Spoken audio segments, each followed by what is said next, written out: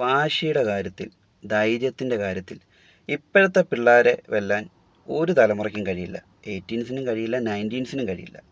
അതങ്ങനെയാണ്. പക്ഷേ ഒരു കാര്യമുണ്ട്, അതിൽ ദോഷമുണ്ട്. ഈയിടെ ഒരു കുട്ടി കണ്ടില്ലേ, മൊബൈൽ കൊടുക്കാത്തതിൻ്റെ പേരിൽ അവൻ പോയി ആത്മഹത്യ ചെയ്ത്. എന്തോ ധൈര്യം എന്ന് ആലോചിച്ച് നോക്കി. ഈ ധൈര്യത്തിൻ്റെ കാര്യം പറഞ്ഞപ്പോഴാണ്, ഞങ്ങളുടെ ഒരു കൂട്ടുകാരനുണ്ട്, വിഷ്ണു എന്നാ പേര്. അവൻ രാത്രിയിൽ മൂത്രം ഒഴിക്കാൻ പുറത്തിറങ്ങണേ പഞ്ചായത്തിലുള്ള ആൾക്കാർ വേണം, പ്രത്യേകിച്ച് ഞങ്ങളുടെ കൂട്ടുകാർ വേണം. ഇരുട്ടെന്ന് എഴുതി കാണിച്ചാൽ ഓടി പെരയ്ക്കകത്ത് കയറി വെട്ടത്തിരിക്കുന്നവനാണ് ഞങ്ങളുടെ കൂട്ടുകാരൻ. പക്ഷെ അവനിപ്പം പട്ടാളത്തിലാണ്. അവന് കാണുവാണെങ്കിൽ എൻ്റെ കാര്യം തീരുമാനമായി. അപ്പം അത്രയും ധൈര്യമുള്ളവരാണ് ഞങ്ങളുടെ തലമുറയിൽ ഉണ്ടായിരുന്നത്.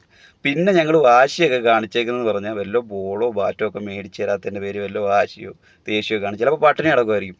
അതിന് മേലെ ഒന്നും ഞങ്ങൾ ചിന്തിച്ചിട്ടില്ല. ആത്മഹത്യ ഒന്നും ഞങ്ങൾ ഒരിക്കലും ചിന്തിച്ചിട്ടില്ല. പട്ടിണി അടക്കും. ആ പട്ടിണി എങ്ങനെ പോകുന്നത്? വീട്ടിൽ വല്ല മീൻ വറുത്തതിൻ്റെ മണം കേട്ടാൽ ആ പട്ടിണി തീർന്ന് നേരെ പോയി മാന്യമായിട്ട് പോയി ആഹാരം കഴിച്ചിട്ട് പോയി കിടന്നുറങ്ങും. ഇതൊക്കെ ഉള്ളൂ ഞങ്ങളുടെ വാശിയും ദേഷ്യമൊക്കെ.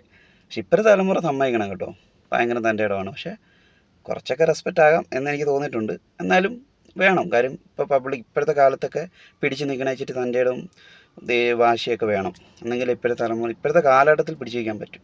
അതിൽ ഞാൻ നിങ്ങൾക്കൊരു ബിഗ് സല്യൂട്ട് തരുന്നു കേട്ടോ. പിന്നെ ആ ധൈര്യം നിങ്ങളെ നല്ല കാര്യത്തിന് മാത്രം ഉപയോഗിക്കുക എന്ന് മാത്രമേ ഉള്ളൂ.